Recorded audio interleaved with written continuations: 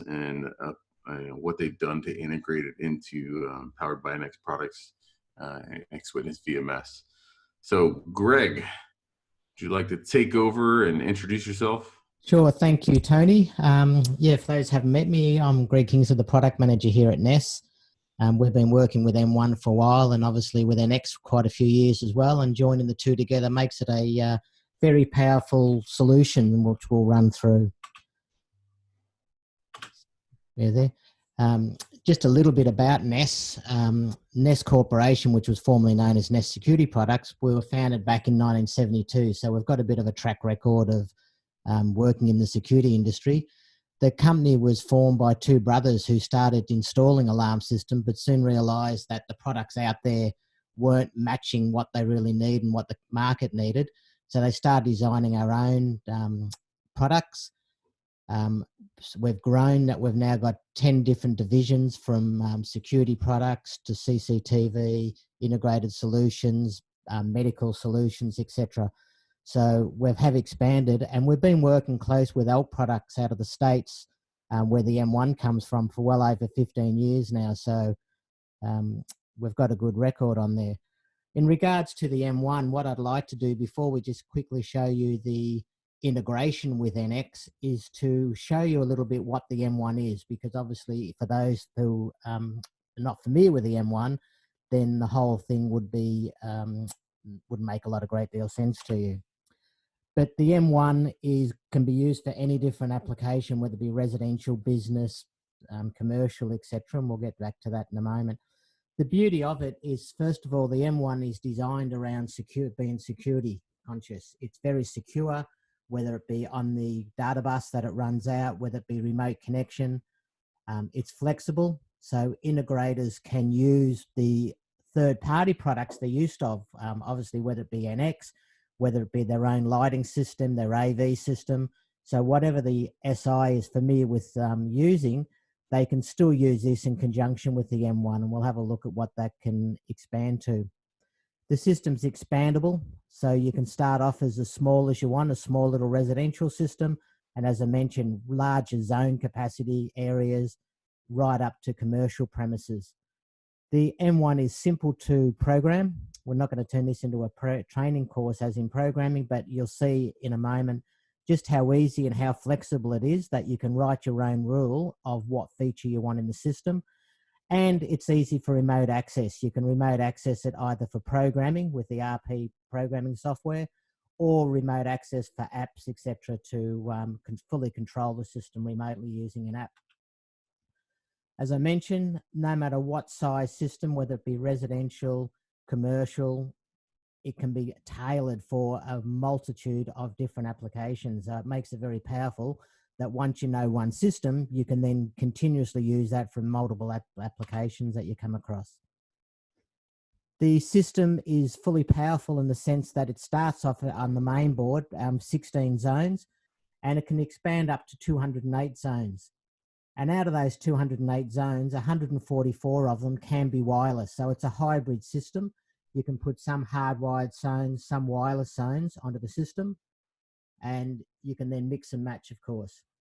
There's 13 outputs on the main board, which is powerful on a lot of security systems as standard, but that can be expanded up to 208 outputs. So effectively, you've got a 208 input, 205 output, almost if you want a programmable logic control, if you want to use it for those sort of applications. 199 users of who can arm and disarm the system, access control, 8 area partitioning.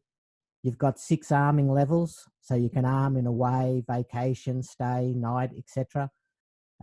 Built-in astronomic clock, so if you want to turn, for example, lights on and off in a car park at sunset, the system will know when sunrise and sunset, when to turn those lights on and off. Again, great for interfacing with CCTV systems as well. There's 3 different main keypads that we've got: the LCD keypad, the touchscreen, the arming station that can be used perhaps in a garage, warehouse, where you don't want the full display near the main entrance points. You can mix and match up to 16 keypads to fully control the system. And each keypad has function buttons, whether it be 4 or 6 function buttons on the system. They can be fully programmed for whatever you want to do. So they could be out of the factory set for police, fire, medical, but you have the flexibility to be able to change those buttons to operate whatever you want. Maybe unlock a gate, turn a sprinkler system on and off, cue a PTZ preset on Nx Witness, etc. So they're fully programmable of what you want to use them for. What can be integrated with the M1 is pretty well anything electrical, whether it be fans, lights, thermostats, floor coverings, you name it, it can be done. That could either be on a low level for a relay output directly out of the M1 or a high voltage relay output, or it can be via high level to third-party products. That's just a small sample on the screen, whether it be C-Bus, Control, Ford, Vantage Air, Dakin, Crestron, AMX, etc. That's just a small sample of what there's high-level interfaces for when interfacing to the M1 to those third-party products. So it can be used for a variety of applications. It could work, the M1 can work as a cross-platform controller.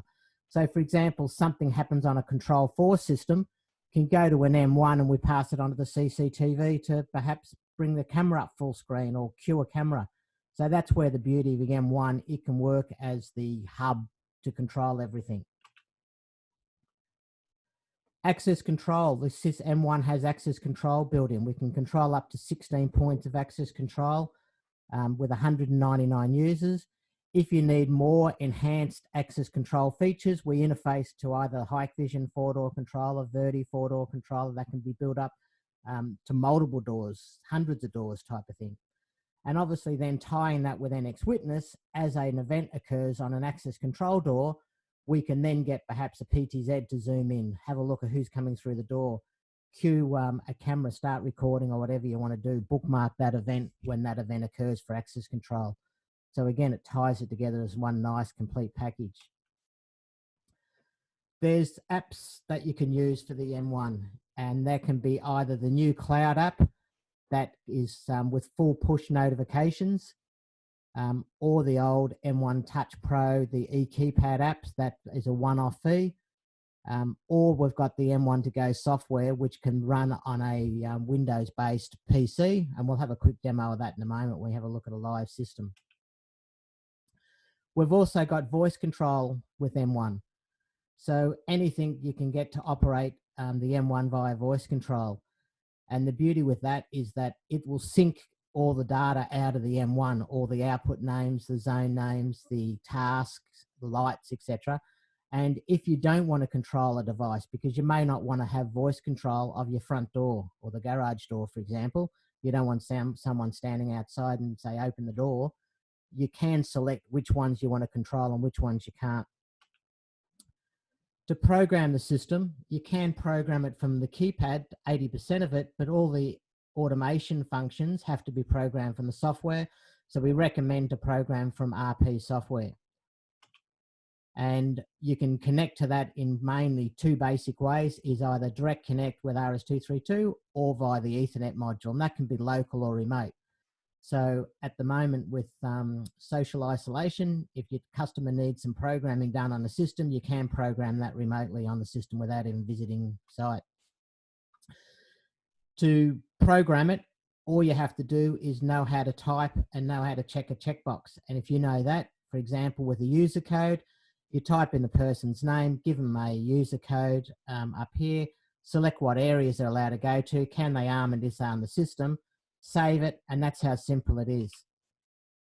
If we're putting zones in, just give the zone name, what area it belongs to, how you want it to work. Is it going to be an entry-exit delay, or is it going to be an instant zone, etc.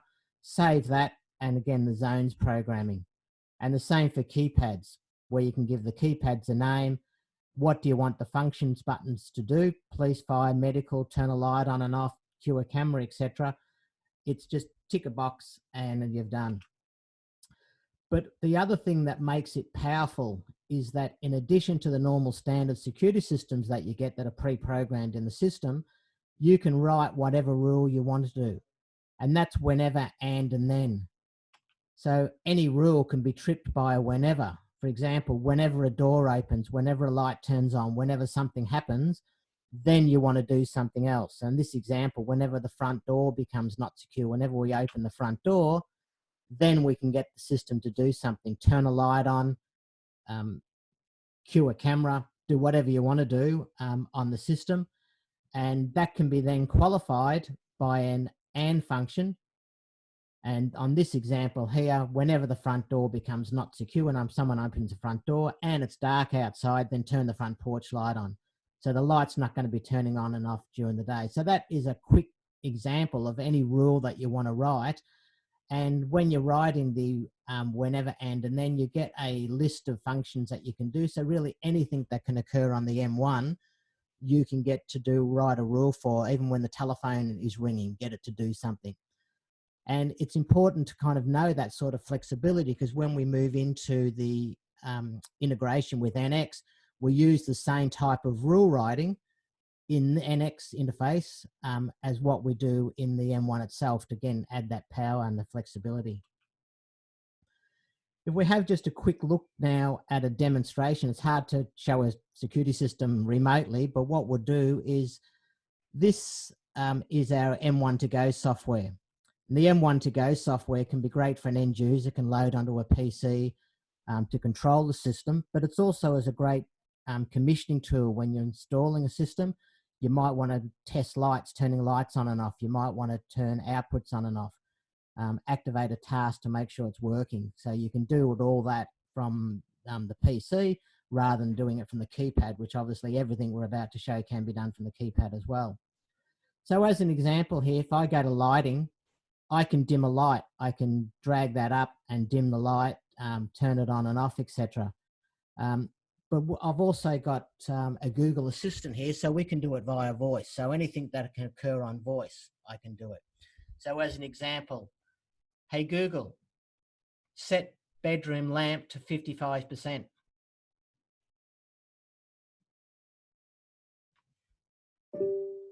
So that was done via Google with a voice control.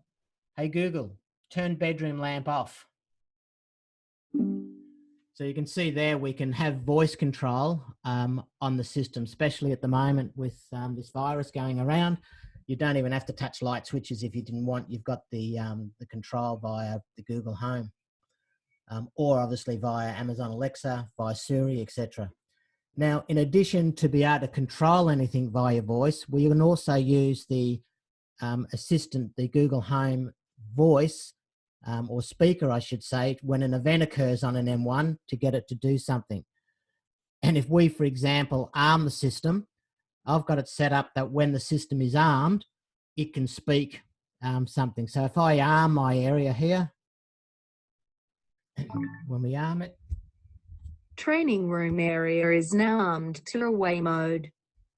and if I disarm, we got the same function when we disarm. Training room area is now disarmed. So we can hear that voice coming out, and that could be the same with anything. And a garage door opens, a warehouse roller door opens, you can get the voice to come out wherever you want. So that was just a very quick demonstration that we can control anything with voice. We can arm and disarm, we can do everything from the keypad, etc. Hey Greg, a question came in that seems relevant from Patrick, Yes. which is it HomeKit capable? Yes, certainly is, yes. Yep. There you go, Patrick. In regard to the voice coming out, it only comes out of Google. Google, it doesn't come out, the voice doesn't come out of HomeKit or Amazon Alexa. It only comes out if you want the voice to feedback of when something happens. But as in controlling the system, yeah, you can use HomeKit, so you can use Siri on your iPhone, etc., or Amazon, etc., and you can mix and match, of course. Okay. So in relation to interfacing with Nx, we've had ever since I think the M1's been interfaced or came out, a lot of questions asked, you know, can we control CCTV, etc. And there's a lot of applications you could use it, because the main one being is that when an intruder alarm occurs, someone wants to have video verification of the alarm. That's the most common request. Obviously, you can get motion on a camera, can activate event, but to arm and disarm the cameras when you've armed the premises, things like that, it makes it a lot harder. The other thing is if the customer's got a control room, you want to be able to, you're viewing multiple cameras and an event occurs, motion in a warehouse occurs, and you've got 64 cameras on the screen. You might want to be able to quickly bring up the camera that's got the motion in without doing anything. How quick can you find video? So with Nx, we can then get it to bookmark events, etc. The other thing is how to activate automation events. I want to, from my Nx Witness or the CCTV, the VMS system, to be able to open a boom gate, to be able to unlock a door, turn a light on so I can see better in that camera, etc. So we can do that all in the one interface. So what we have the ability to be able to do is obviously get video verification when an alarm occurs.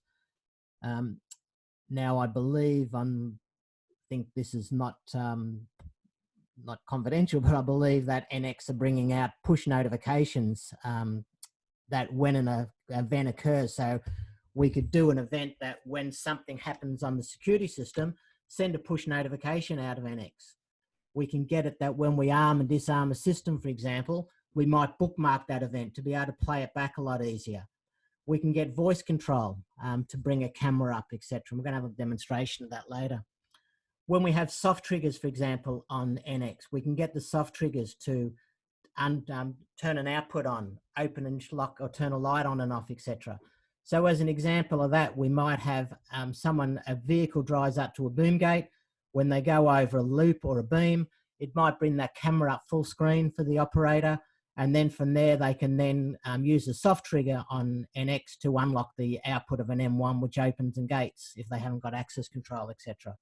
So they're just some small examples by tying the two systems together that we have control over. How we interface with Nx is using the Nx Server API. So we can install the Nx bridge, or the Ness bridge, I should say, software onto any Nx server, or alternatively, it can be onto any PC or any server that's on the network. So for example, you might have 3 or 4 Nx servers in a hive. You just need to load that software onto one of the servers or onto a Windows-based PC that's running all the time on the same network. And we then interface the two together. Anything occurs on the M1, we can get it to go to that Ness bridge software that can control on the Nx system. And as I said, if you have, in this example, 3 servers on a hive, we only need to load that on one because obviously Nx then works as one large system. How easy it is to join the two together is this is just a small GUI of the bridge. So it might be easier to jump out of this presentation at this stage, and we'll show you a live system might be a lot better. I'll just bring up my GUI for it, which I did have here. Just bear with me while I bring it over to that screen.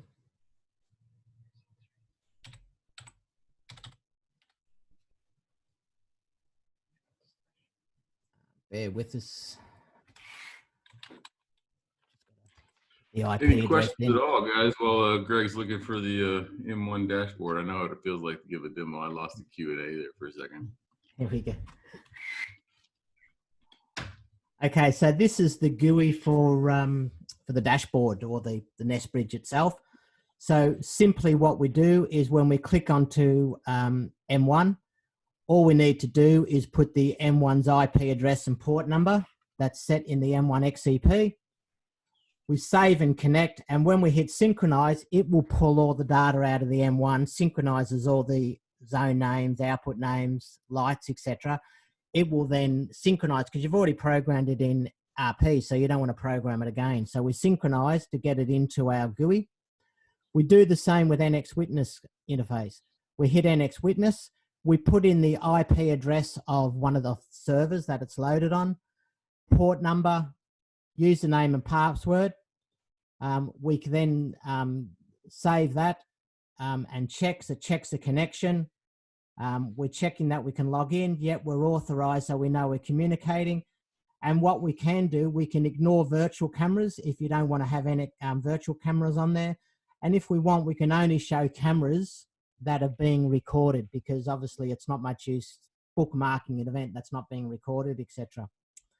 When we synchronize camera names, it goes to the Nx network and will download all the camera names, because again, you've already programmed them in Nx, you know, warehouse camera, front door camera, whatever. You don't want to have to do it in here again. So we get the camera names, and then we go to camera rules, and that's how easy it is to interface the two. And similar to the M1, we write rules. When we click on rules, we have whenever then. So whenever something happens, then do something. So as an example, whenever an area is armed or area is disarmed, whenever an area M1 is turned on and off, whenever a zone changes. So as an example here, if we click on zones, whenever the front door, and we have a look here, we've got a list of all the zone names that were synchronized, so they haven't got many names in my example here. We pick up the zone names that have been programmed in RP, and that can be when that zone becomes not secure, becomes secure. When it's in alarm, someone's bypassed or unbypassed that zone, it can do something. So if, for example, if I put when the front door is in alarm, in other words, when the front door causes an alarm on the M1, then we can do something on Nx. What do we want it to do? We can bookmark a camera, we can activate a generic event, we can send an email with 3 snapshots.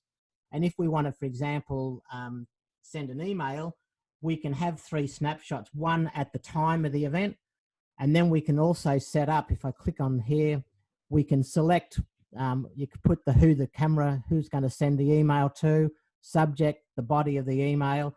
We've got a list of the cameras from Nx that was synchronized. So for example, I might want to put showroom camera. We can have a pre-event time and a post-event time. So example, we have a pre-event at 5 seconds, a post-event at 5 seconds. The 3 snapshots I'll get one at 5 seconds before the event, one at the event, and one 5 seconds after the event. Obviously, Nx can send that out with the Nx generic event as well, but we've also got the option to have it in here. Other things we can do is obviously connect bookmark. So if we want to bookmark a camera, we select what camera that we want to do.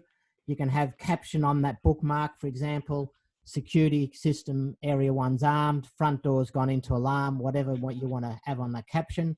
So whenever you're playing video back and you're searching through your bookmarks on Nx, it makes it nice and quick and easy to be able to find that video. And the other one that we've got is the generic event. So if we then put a description in there, alarm activated at front door, or maybe what you want it to do. So for example, show warehouse camera, for example. What we'd normally do would be copy and paste that. So I highlight that, copy it, and save it. And then I'd use that into the camera rules of Nx. And then we can save that rule. If I just go back for some that was saved, here's some that was saved previously. And you'll see there that this one, rule number 3, has got a red line up the top. And that means that that rule, we've disabled that rule. So you can enable or disable a rule. We can test rules from here and obviously go back and edit them. Now, if I bring, for example, my Nx system up, and if I go to my camera rules,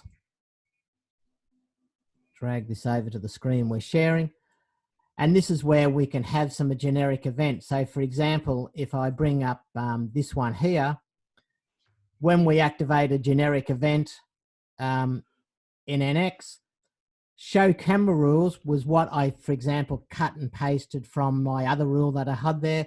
When that comes up, set that camera to full screen. What camera do I want to do? So let's have an example of doing it. I can do it, for example, from Nx, from my RP, I should say. So let me first of all, let's say bring this camera up full screen, which is our warehouse. And rather than me run downstairs and open the roller door on the warehouse, I can simulate it with the RP software, M1 to go, I should say.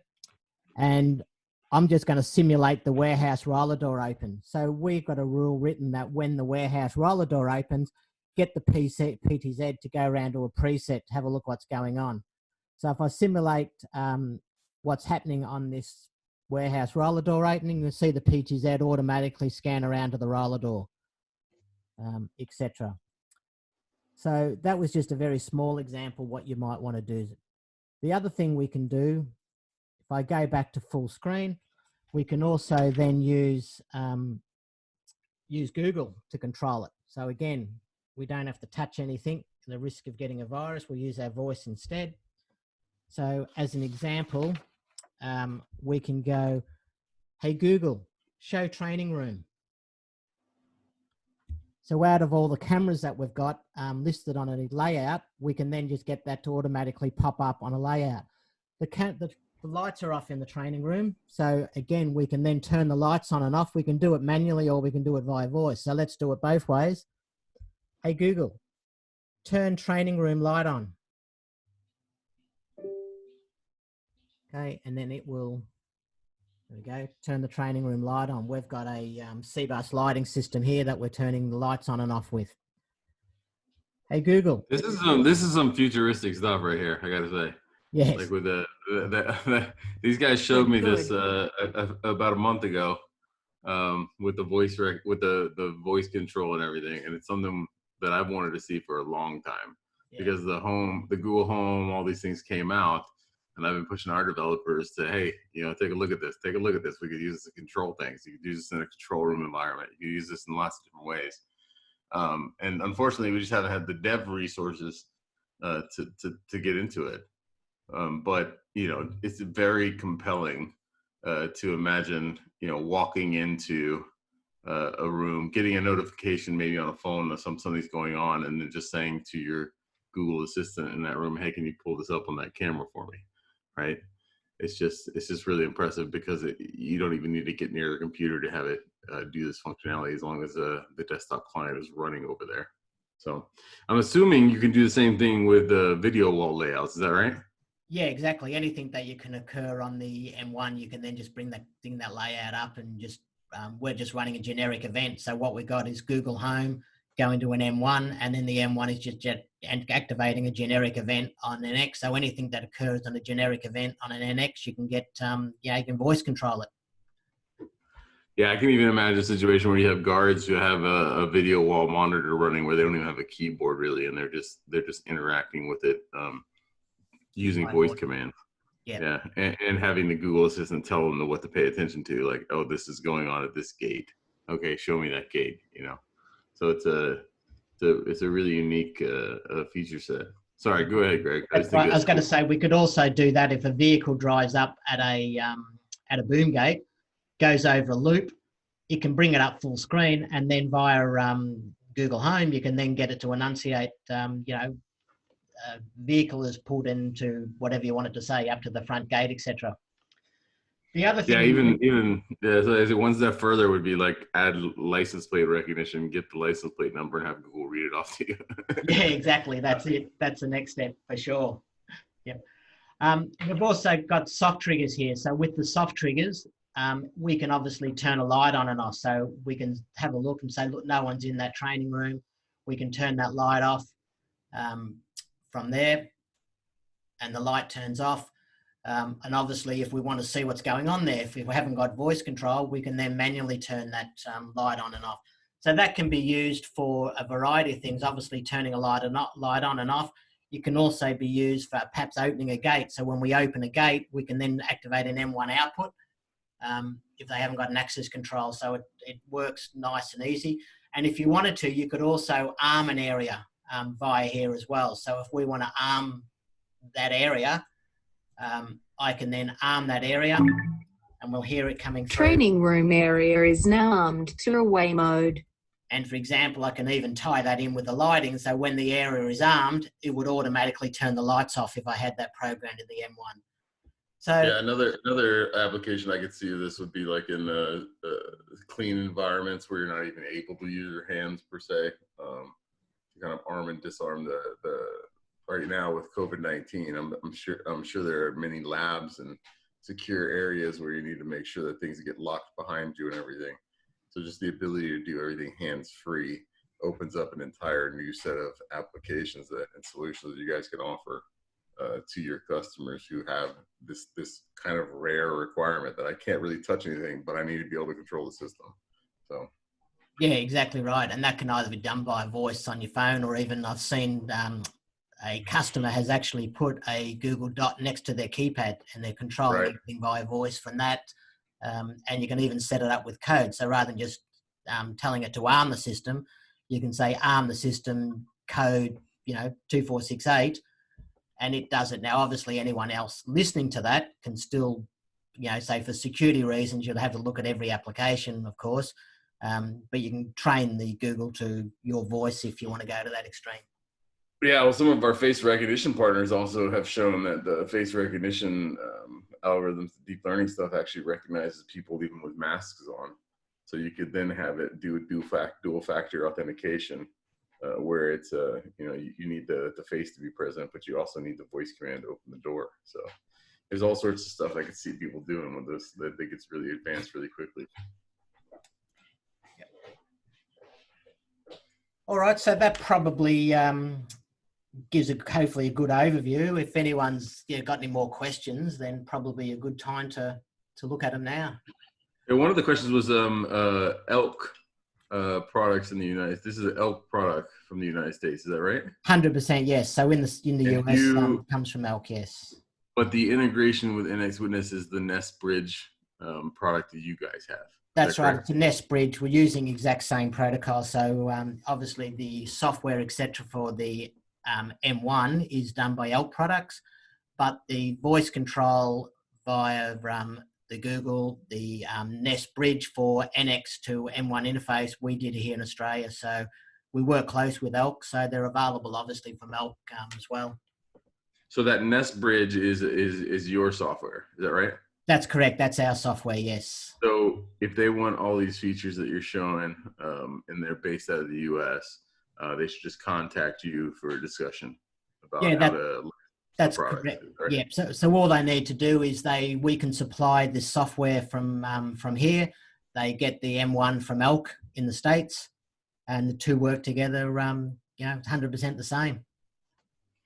For our Powered by NX partners who may have a different brand, would you guys be willing to rebrand it? The Ness Bridge to rebrand it, yeah, we should be able to certainly talk to them for that. Yes, yeah. I'm not making you commit to anything. I'm just asking the question. Sure, yes. Okay. Anybody else have questions out there? What type of integration is it? SDK integration or XML? It's a REST API level integration, so it's HTTP requests being sent back and forth between different devices in the system. Correct, Greg? That's correct. One thing I should have mentioned in regards to coming back the other way from the M1. If I go into my camera rules here, and for soft triggers, for example, when I turn the light on or off, if I do this one, this one here, we're using webhooks. So all we do is when that soft trigger of turning a light off comes up, we're using a webhook.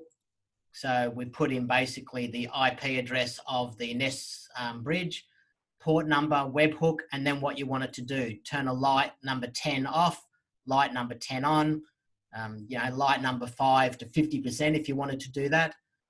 So we're just using the webhook. So when you activate that soft trigger, it's just sending that webhook to our bridge, and the bridge passes it onto the M1 as, what function you want it to do. So that could be turning a light on and off, activating an M1 task, turning an output on and off from an M1, etc. So that's all we're using. So it's nice and basic going back to the M1, and then the API from NX is just generic in the background. If they get the M1 from Elk and they get the software from you, is there any dependencies in terms of the firmware on the Elk product? Does it need to be changed or anything? No, 100% the same. We run exactly the same firmware in Australia as we do in the US, so there's no issues at all. And then in terms of future proofing for upgrades, our server API is going to be consistent. I assume Elk is kind of the same practice They don't do breaking changes in the way that their APIs work. That's right. The Elk API has been pretty much the same for 15 years that we know of. So yeah, there's I can't see any issues of that changing. Not on the M1 anyway. Yeah. How do you get access to the product is one of the questions. So Richard asked the question, how do we get access to the product? Well, I think we went over that briefly a second ago, but basically you can, it depends on which market you're in, right? If you're in the Australian market, you can contact Ness and they can give you the whole package, right? If you're outside of Australia, like the North American market, then you could purchase the M1 device directly from Elk. And then we'll try and put some contact information for Elk up on the webinar later this week in the my.networkoptics.com kind of customer portal. There's going to be a new webinar section there with all the webinars we're giving and the presentations and the links to contact the people who are involved with each presentation. So we'll put a link up there, Richard, for you to get in contact with Elk if you're in North America. If you're in Australia, the link will be there for Ness and Greg as well. Yes. All right. Any more questions out there?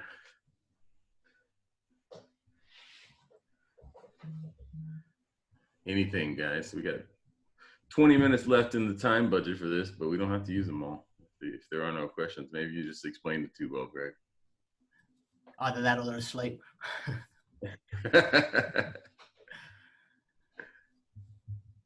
All right. Well, if anyone's got any more questions that come to mind later on, by all means, we're just in the process at the moment of doing a full training video of, pretty much what we went over, setting the system up, what webhooks, etc., are there, as well as the manual, and that will be on the Works with NX website as well in the next couple of days.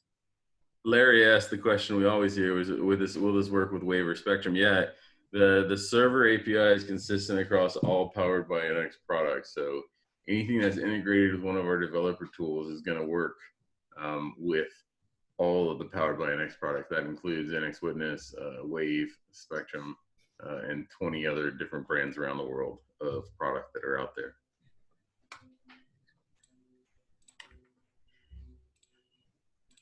Any more questions, guys? Or ladies, if you're out there.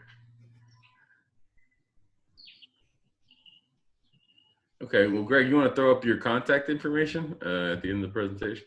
Yep, sure. I'll bring that up here. Whoops, we'll go back a page, I think. There we go. Yeah, so if you've got any inquiries, just send them to myself at m1support@ness.com.au.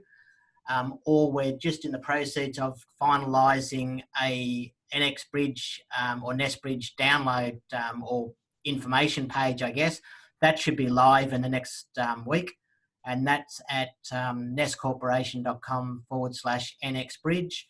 And that will have, as I said, the videos that we're putting together on how to set it up, where you can download the software, the manuals, etc. But it's not up at the moment. It should be up. Definitely the target was the 1st of May, but we should have it up a little bit earlier. I have a question. How long, there's another question that came in, and I have an individual question. So the first question that came in was, can they export events from the M1 to some reporting system? The event log, presume they're meaning. Can we export the event log? You can do that through M1 to go. So if I bring the M1 to go software up. And it's like a CSV file? Yes. So if we go to event log, we can get all events on the system here. And then we can export it as a text file. And then once you get that text file, you can then import it as a CSV. Yeah. My question is more about like how long did it take you guys to do this? In theory, like where did the idea come from, and then how long did it take you to take your idea and make it into this? Okay, so the idea has been around for many years. once we started working on it and kept working on it, it's probably because the APIs into Nx is very simple. The M1 APIs are also, or SDKs, simple as well. So putting the both together, it's only probably taken about a month. But in saying that, we've probably gone off a few different tangents and trying different things what we could do. So now that we've got this running good, it probably hasn't taken us a great deal. It's just a matter of resources of keeping the person doing it full time. So is one person about a month? About one person about a month. They're about full time. Yes. Yeah. Yeah, that's pretty impressive. Well, Elle asked if there's a demo version to try. I think you already answered that, which is that this link here is going to have the demo version or the download for the Ness Bridge full software. download. That's right. The software is free, so the beauty of it is that, and obviously from our point of view, it's more of a means of an ends of selling more M1s, obviously, and Nx licenses in Australia, and obviously Nx license around the world, and for the US as well. It's obviously in the same boat. So yeah, I'm assuming if someone is if one of our partners or Powered by Nx partners is interested in getting this branded for themselves, then you guys could work out a business deal so that you can maintain it and add new features and all that kind of good stuff, right? Yeah, for sure. Yes. Yep.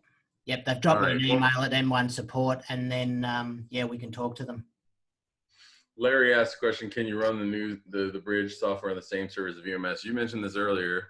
The answer is yes. My follow-up question is on Linux and Windows? Correct, yes. Yeah. Okay.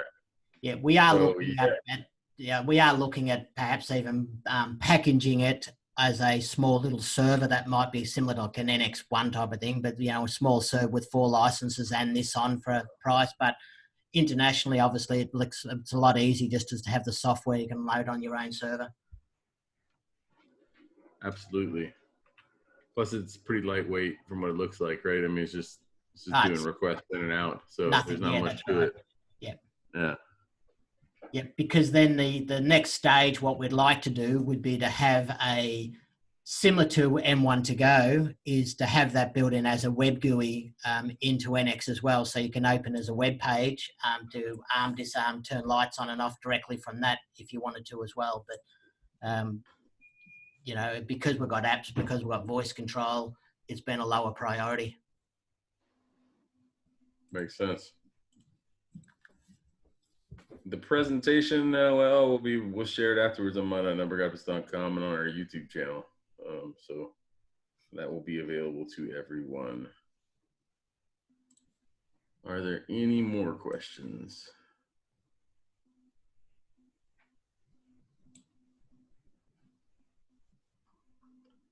All right. Well, Greg, thank you very much for taking us through the M1 and the integration you guys have done. I'm really impressed, like I was last time. I think it's pretty powerful. For me, it's like wrapping my head around the fact that it can do so many things. I think the best way to kind of approach this, if you guys are on the call, is look for a project where you need one of these feature sets, and then get engaged with Ness and the N1.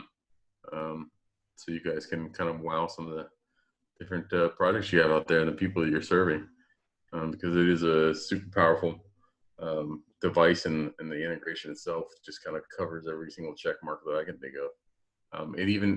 Just the ability to do the and functionality in and of itself is huge. That's something that we've been asked about for quite some time. We're working on like a visual programming kind of update for the way that our rules engine works, but it's going to be a couple releases before that comes out publicly. But it really does put the power of like automation in the hands of whoever is using this device, because it's really whatever you can think of, it looks like you can do with this. So it's just super impressive. And one follow-up question. So like, let's say someone has an access control, right, that's not integrated in any way into the Powered by Nx or the works with the Nx ecosystem, right? Yep. This thing could actually be a bridge for those access control systems as well. Is that a fair statement? That's correct. Yeah, you just need to take an output out of into an input of the M1, and the beauty with the M1 is that you can program the inputs as what we call a non-alarm input. So they work as like an automation. So when that zone is tripped perhaps by an output from the access control system, it can activate an input of the M1, not generating any alarms or sirens or anything like that, and then just work as a bridge to get across to NX to cue a camera or whatever you want to do. Yeah, so it's kind of an end around situations where you have an access control system that may not be integrated, but the customer has it as a requirement. I mean, this is a way to make that access control be integrated meaningfully with the Powered by Nx product. Really interesting stuff. And I guess that's why we called it the Ness bridge. It's working as a bridge between product A and product B. Yeah, it's a great name for it. It really does bridge a lot of different things together. It just makes the video more powerful and makes the whole solution more powerful. All right, guys. Well, thank you so much, Greg. Enjoy the what is it? Is it fall weather there right now? It is, yes. Yes. It's always confusing talking to people in Australia. They'll be like, "Ah, it's hot," and it'll be in the middle of winter. You're like, "Okay." So just that we can't get outside to enjoy it. Yeah. Yeah. Well, you got winter coming. Winter is coming for you guys. So. That's right. So it'd be good to stay inside. Yeah. Yeah. We're warming up over here finally. I think it's 90 degrees in LA today. So, all right, guys. Thank you guys for attending. We appreciate your time. And thank you, Greg.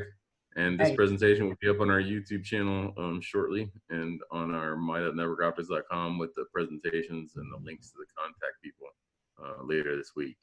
So thank you very much. And everybody have a nice and safe day. Okay. Thanks, Tony. Thanks, everybody. Thanks, Greg. Thank you, guys. Bye. Bye.